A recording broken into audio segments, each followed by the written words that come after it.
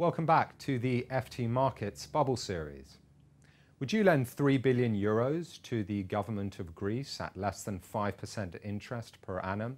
Well, earlier this year, investors resoundingly answered that yes, they would.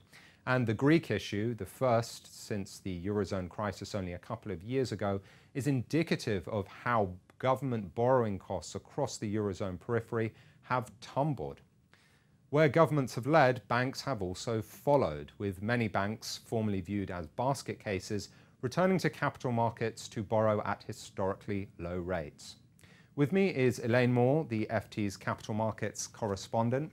So Elaine, are governments justified in borrowing at such low rates and investors lending to them given recent history? It is, as you said, it's been a remarkable turnaround in the last 2 years. So if we look at our first chart, we can see just how far yields have fallen.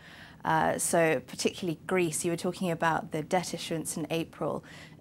The idea that that was a one-off was quickly put paid to because yields have kept on falling. At one point, there were peripheral countries in Europe that were borrowing at cheaper rates than the US. Again, that seemed like it could be the moment that things would turn around. That wasn't the case. It's carried on going down.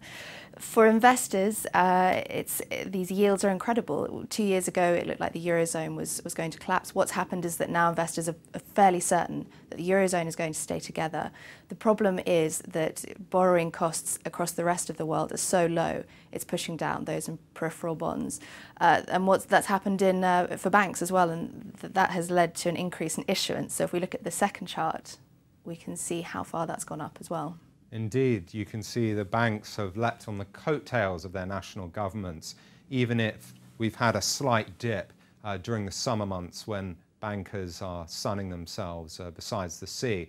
Also, there have been 2 blips on investors' radar because we've had the French bank BNP get a record fine against them in the US, and also Portugal's Banco Espírito Santo has had to be restructured, which has left potentially junior bondholders facing losses there. So 2 blips on investors' risk radar, but that shows no signs of upsetting the party just yet. I remember on the days that those 2 events happened, there was talk that that could be the very end of the rally in the Eurozone peripheral, and that this was going to be the event that would put a stop to it, and that seems to, again, it hasn't happened. So although you say there's been a small reduction, do you think that that will carry on, or we're going to see increased issuance the rest of the year? Well, to some commentators' disappointment, Eurozone crisis 2.0 has not materialized. In fact, if anything, given the ultra-low interest rates on offer elsewhere and the very loose monetary policies instituted by the European Central Bank,